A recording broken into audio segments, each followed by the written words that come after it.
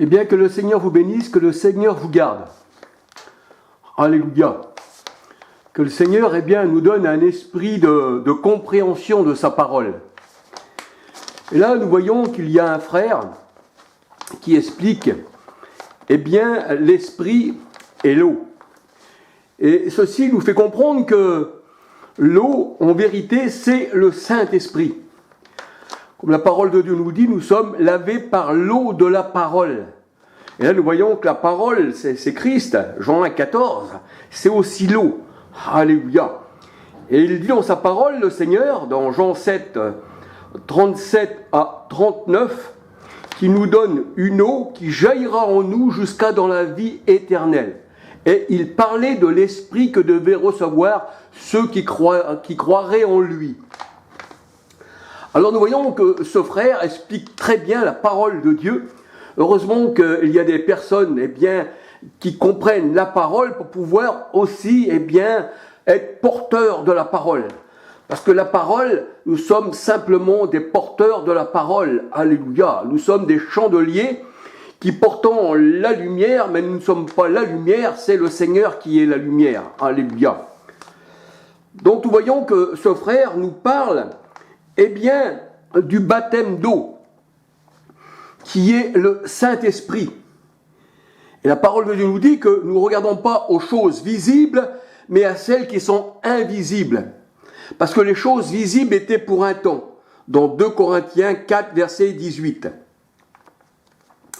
Et là, nous voyons que dans Tite 3,5, la parole de Dieu nous dit que le bain de la régénération, eh bien, le Seigneur l'a versé sur nous. On n'a pas plongé dans le bain, mais il l'a versé sur nous.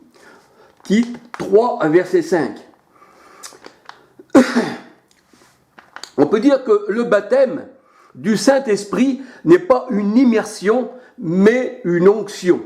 C'est ce que nous dit la parole de Dieu dans 1 Jean 2, verset 20-27. Son onction nous enseigne toutes choses. Et la parole de Dieu nous parle encore dans Ésaïe 32, verset 15, l'Esprit envoyé d'en haut. Donc on dit que quand l'Esprit vient d'en haut, eh bien il s'étale, il se répand sur ses apôtres. Alléluia. C'est ça qu'on appelle l'onction. Gloire au Seigneur. Alors quand nous regardons dans la parole de Dieu, dans Actes 19, versets 1 à 5, nous voyons que le baptême de Jean-Baptiste ne donnait pas l'Esprit Saint. Le baptême de Jean-Baptiste ne donnait pas l'Esprit Saint. D'ailleurs, on voit que Paul eh bien, rencontre quelques disciples à Éphèse et il leur demande « Avez-vous reçu le Saint-Esprit quand vous avez cru ?» Et là, nous voyons eh bien, qu'ils ne savaient même pas qu'il y avait un Saint-Esprit. Acte 19, versets 1 à 5. Donc on peut dire qu'on ne reçoit pas le Saint-Esprit dans le baptême de Jean le Baptiste. On ne reçoit pas le Saint-Esprit dans le baptême de Jean le Baptiste. Parce que Jean le Baptiste est né sous la loi. Luc 16, verset 16, Matthieu 11, verset 13, 14. Et la loi, eh bien, était la malédiction. Galates 3, verset 10, 13, 2 Corinthiens 3, verset 7, 9. C'est-à-dire c'était un ministère de la mort. C'est ce que la parole de Dieu nous dit.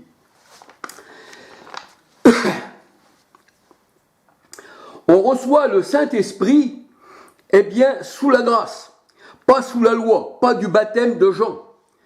Galates 3, verset 2, 3, 4, 14. La loi était venue par Moïse, la grâce est venue par Christ. Alléluia. Donc quand on dit Seigneur, eh bien, quand on dit Seigneur dans la parole de Dieu, eh bien, cela signifie l'Esprit Saint. Or, le Seigneur, c'est l'Esprit. 2 Corinthiens 3, 17. Le Seigneur qui est Esprit, Jean 4, 22, 23, 24, il est aussi le Père. Pourquoi la parole de Dieu nous dit que Jésus est né et conçu du Saint-Esprit, cet enfant vient du Saint-Esprit, et en Jésus-Christ, il n'y avait qu'un seul esprit. Luc 4, verset 1, 14. Et quand on parle du Seigneur qui est l'Esprit, la parole de Dieu nous dit, nous sommes tous abreuvés, donc c'est l'eau, l'Esprit, nous sommes tous abreuvés et baptisés, c'est ça le baptême, d'un seul Esprit, 1 Corinthiens 12, 13. Alors c'est pour ça que le Seigneur il disait dans sa parole, dans Ézéchiel 36, verset 25 à 27, « Voici, je répandrai sur vous des eaux pures, et je mettrai mon esprit en vous. » Ézéchiel 36, versets 25, 26, 27. Et on dit que Dieu est saint, et on dit que Dieu est esprit, c'est pour ça qu'on l'appelle le Saint d'Israël, et qu'on l'appelle le Saint-Esprit. Jérémie 13 nous dit, que le monde a abandonné, la source d'eau vive qui est l'Éternel. Jérémie 2, verset 13. Jérémie 2, verset 13. Apocalypse 22, verset 17. Ésaïe 51, verset 1. C'est pourquoi la parole de Dieu nous dit que nous sommes tous abreuvés et baptisés d'un seul esprit, 1 Corinthiens 12, 13. Et quand nous regardons dans la parole de Dieu, on dit que l'esprit et la parole, c'est la même chose. Jésus chassait les esprits impurs par la parole. Matthieu 8, 16. La parole de Dieu nous dit, Jésus chassait les mauvais esprits par le Saint-Esprit. Matthieu 12, versets 28 à 32. Alors on dit parole, Saint-Esprit, cela signifie la même chose. Et la parole de Dieu nous dit que nous sommes lavés par l'eau de la parole. Éphésiens 5, verset 26. Alors, on est lavé par l'eau de la parole, on est lavé par le Saint-Esprit, par Dieu lui-même. Ésaïe 5, 26. Et c'est pour ça que le Seigneur Jésus-Christ disait, je vous donnerai une eau qui jaillira en vous jusqu'à dans la vie éternelle. Et il disait à la Samaritaine, qu'il fallait qu'elle boive l'eau que le Seigneur allait lui donner, mais pas l'eau du puits, parce que c'était pas la même eau que le Seigneur allait lui donner, c'était l'eau de la vie, alléluia. Jean 4, verset 10, 11, 12. Jean 7, verset 37 à 39. Le Seigneur, il disait, venez à moi, vous tous qui avez soif, je vous donnerai une eau qui jaillira en vous jusqu'à dans la vie éternelle. Et il parlait de l'esprit que devaient recevoir ceux qui croiraient en lui. Alléluia. Alors, on dit que Jésus chassait les esprits impurs par le Saint-Esprit, par la parole, mais là, il est dit encore, Jésus chassait les esprits, les mauvais, par le doigt de Dieu. Luc 11, verset 20. Et le doigt de Dieu, c'est Dieu lui-même. C'est le Saint-Esprit, c'est la parole, c'est l'eau, c'est la source d'eau vive. Exode 31, verset 18. Exode 31, verset 18. Deutéronome 32, verset 15, 16. Et la parole de Dieu nous dit que les saintes écritures viennent toujours de Dieu. Elles sont inspirées. Alléluia. 2 Timothée 3, 16. Exode 4, verset 15, 16. Exode 31, verset 1. Nous voyons que Dieu écrit avec son doigt, et comme Jésus chassait les esprits impurs avec le doigt de Dieu, Luc 11, 20, nous voyons que le doigt de Dieu, c'est Dieu lui-même qui écrit sur les tables de la loi. Alléluia. Exode 31, 18, Deutéronome 32, verset 15, 16. Exode 4, 15, 16, Exode 31, verset 1. Et ici, il n'y a pas plusieurs dieux, il n'y a pas plusieurs esprits, parce que Dieu est esprit. La Bible elle dit que nous sommes tous abreuvés et baptisés d'un seul esprit. Jacques 2, 19 nous dit, il y a un seul Dieu, en tous et parmi tous et au-dessus de tous. Et Dieu s'est fait chair et elle est venue dans la personne, c'est-à-dire en chair, c'est-à-dire en Christ. Car Dieu était en Christ réconciliant le monde avec lui-même, mais pas tout le monde, simplement les élus, parce que tous ne l'ont pas reçu, les ténèbres ne l'ont pas reçu.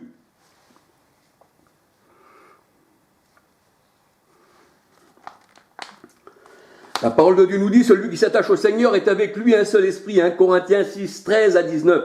Or le corps, le temple, eh bien, est pour le Seigneur. Et le Seigneur, c'est l'esprit. 2 Corinthiens 3, 17.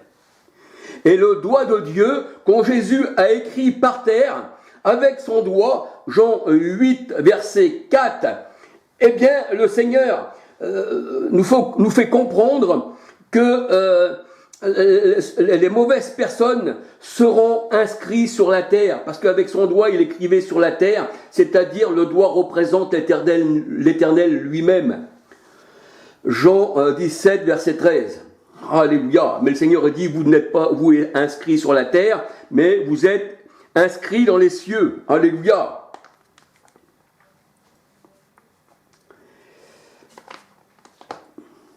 Alors le vrai baptême, c'est quand on sort de l'eau.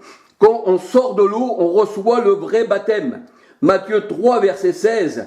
Acte 8, 29. Quand on sort de l'eau, on reçoit le baptême. Pourquoi? Parce que l'eau représente le monde actuel dont nous sommes. Apocalypse 17, verset 1, 15. Psaume 144, verset 7, 8. Psaume 124, verset 4, 5. Et la parole de Dieu nous dit que les grandes eaux, Apocalypse 17, 1, 15, ce sont les foules, ce sont les nations, ce sont les langues. Et la mer, les grandes eaux, représentent un monstre, représentent la bête. C'est pour ça que le Seigneur il dit c'est la bête. Job 7, verset 12. Ézéchiel 28, verset 2. Ésaïe 51, verset 9, 10. Ésaïe 51, verset 9, 10. Ézéchiel 32, verset 2. On voit que le prince de Tyr, là, il était au milieu des mers, il disait « Je suis Dieu » et la mer représente le monde, ça représente un monstre. Ça représente aussi le monstre, la bête représente aussi des rois dans Apocalypse 17, 9, 11.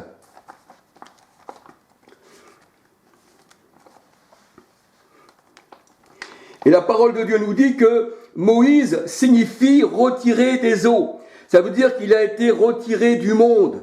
Alléluia. C'est pour ça que le Seigneur disait à ses disciples, je vous ferai pêcheurs d'hommes et vous irez pêcher. Alléluia. Puisque le royaume des cieux, c'est comme un filet jeté à la mer. Voilà. Et on voit que le Seigneur, eh bien, il dit, vous ne pêcherez plus des poissons, mais vous pêcherez des hommes. Et la mer, c'est le monde, et le monde, c'est le monstre. C'est pour ça que Job 7, 12 disait que suis-je un monstre, suis-je une mer? Ésaïe 27, verset 1. Et c'est pour ça que la parole de Dieu nous dit, eh bien, que l'Éternel étend sa main d'en haut, il nous retire des grandes eaux. 2 Samuel 22, 17, Psaume 18, verset 16. Et nous voyons que les eaux ont vu l'Éternel. Les eaux, le monde a vu l'Éternel et il est retourné en arrière. C'est ce que nous dit la parole de Dieu. Dans le psaume 114, versets 3, 4, 5, 6. Et quand les Hébreux ont passé le Jourdain, la parole de Dieu elle dit que le Jourdain s'est retiré et que les Hébreux ont passé à pied sec. Et exactement aussi dans la mer, qui représente le monde, la parole de Dieu, elle dit, ça formait comme une muraille. C'est pour ça que le Seigneur appelle les hommes des murailles blanchies. Et là, on voit que la mer, eh bien, c'est séparé en deux, ça représente les monstres. La mer représentée en deux, c'est pour ça que le Seigneur, il dit, eh bien, j'ai fondu la mer en deux, j'ai fracturé la tête des monstres. C'est ce qui nous est dit dans la parole de Dieu. Alléluia.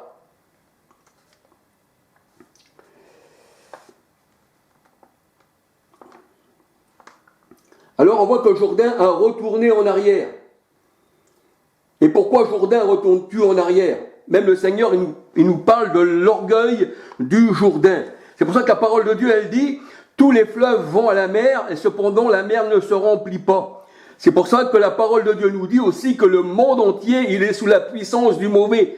1 Jean 5, 19, 20. Mon royaume n'est pas de ce monde, dit le Seigneur. Et quand Jésus a marché sur les eaux, ça veut dire qu'il a marché sur le monde. Il a marché sur Satan. C'est ce que nous dit Romains 16, verset 20. Jean 16, 33, j'ai vaincu le monde. Et c'est ce qu'il dit le Seigneur. Alléluia. Et nous voyons que les mauvaises personnes, eh bien, ont toujours plongé dans les eaux. C'est ce que nous dit la parole de Dieu. On voit que le peuple de Dieu, eh bien, n'a pas été mouillé par les eaux, avait les pieds secs, mais les mauvaises personnes, Pharaon et son équipe, la parole de Dieu nous dit, eh bien, ont plongé dans les eaux. Ils ont été recouverts, ils ont tombé comme du plomb. Et le plomb dans la parole de Dieu, ça représente aussi les hommes. Jérémie 6, versets 18 à 23. Ézéchiel 22, versets 18 à 23 aussi. Exode 14, versets 27, 28. Ils ont coulé comme du plomb dans la mer. La mer les a engloutis. Exode 15, versets 4, 5, 6, 10, 12. Et au temps de Noé aussi, les mauvaises personnes furent englouties. Jean 7, versets 17 à 24. 1 Pierre 3, 21. Noé sur l'arche, il flottait au-dessus du monde qui représente les grandes eaux. Apocalypse 17, verset 1, 15. Il était dans l'arche et Dieu avait fermé l'arche. Alléluia. Et le peuple de Dieu naviguait, eh bien, au-dessus d'un monde perdu. Alléluia. Alors on voit aussi que Naaman,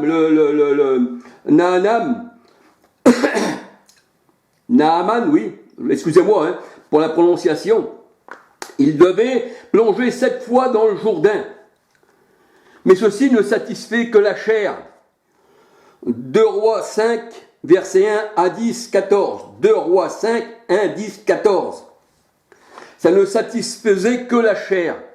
Parce que la chair, même si elle est pure, même si la chair redevient saine, un peu comme Moïse, quand elle avait mis sa main dans son sein, elle avait la lèpre, remets-la ta main, Moïse, dans ton sein, et la lèpre avait parti. Ça, c'est une préfiguration, eh bien, de Dieu qui rend l'homme pur. Alléluia. Donc, nous voyons que le Seigneur, il nous lave l'intérieur, il nous lave le cœur. Hébreux 10, 22. Le cœur est bien purifié d'une bonne conscience. C'est pour ça que la parole de Dieu nous dit, nous n'avons pas l'esprit du monde, mais nous avons l'esprit du Christ, nous avons la pensée du Christ. C'est ce que nous dit la parole de Dieu, alléluia. Dans 1 Corinthiens 2,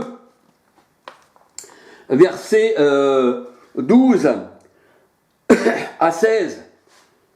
Et nous voyons que Pierre, il avait l'esprit du monde, encore. Il n'avait pas encore l'Esprit Saint, il fallait attendre la Pentecôte. Et le Seigneur lui disait, arrière de moi, Satan, parce que tes pensées ne sont pas les pensées de Dieu, mais c'est les pensées des hommes.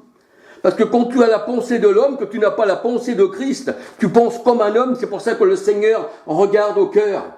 Alléluia. Donc il faut qu'on soit régénéré de l'intérieur. Et il n'y a que le Saint-Esprit qui peut nous faire ceci. L'eau, on pourrait plonger dans tous les Jourdains du monde, dans toutes les mers du monde, ça ne va pas nous purifier l'intérieur.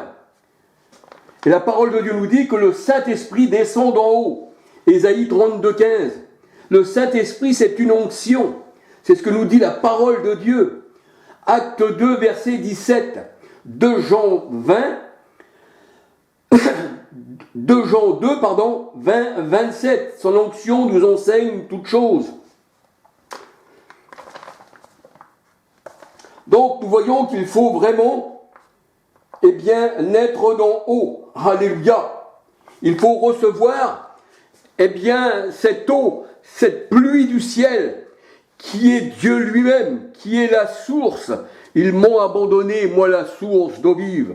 Ils se sont fait des citernes.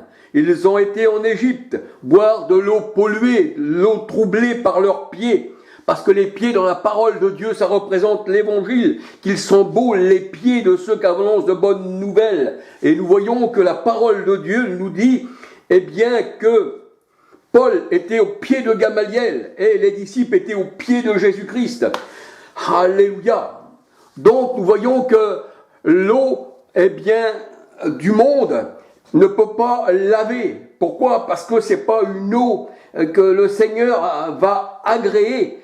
Tous les eaux du monde représentent le monde. Alléluia. Donc il est bon de réfléchir au baptême. Voyons que Jean-Baptiste, né sous la loi, c'est ce que la parole de Dieu nous dit, hein, Jean-Baptiste né sous la loi, dans Luc 16, verset 16, Matthieu 11, verset 13 à 14, eh bien la loi c'était la malédiction. Et on n'a pas reçu le Saint-Esprit sous la loi. Pourquoi? Parce que Acte 19, verset 1-5, le baptême de Jean-Baptiste ne pouvait pas donner le Saint-Esprit. Le Saint-Esprit, eh bien, c'est sous la grâce. Galates 3, versets 2, 3, 4, 14. Alléluia. Alors, je me suis permis, je pense que ce frère ne m'en voudra pas d'avoir ajouté un peu à sa parole. Et de toute façon, on se confirme, parce qu'on a compris que le vrai lavage dans la personne, eh bien c'est Dieu lui-même qui sonde les cœurs et qui nettoie les cœurs. C'est pour ça que la parole de Dieu a dit que Christ habite dans vos cœurs. Mais pour ça, il faut un nettoyage intérieur. Alléluia. Tu pourras te laver avec toutes les eaux du monde, avoir dans toutes les rivières du monde, tu ne seras jamais lavé. Parce que l'eau, c'est le symbole de l'Esprit Saint. Alléluia. Et quand le Seigneur dit, vous êtes tous abreuvés et baptisés d'un seul esprit, nous voyons qu'on n'est pas baptisé dans trois personnes distinctes. C'est un seul esprit, parce que Dieu est esprit, il n'y a qu'un seul Dieu, alléluia. Et nous savons qu'il demeure en nous par l'esprit. Et quand le Seigneur dit, voici, je lave ton cœur d'une mauvaise conscience, Hébreux 10, 22, c'est pour que Christ puisse rentrer dans nos cœurs, alléluia. Parce que le Seigneur ne doit pas, eh bien, habiter dans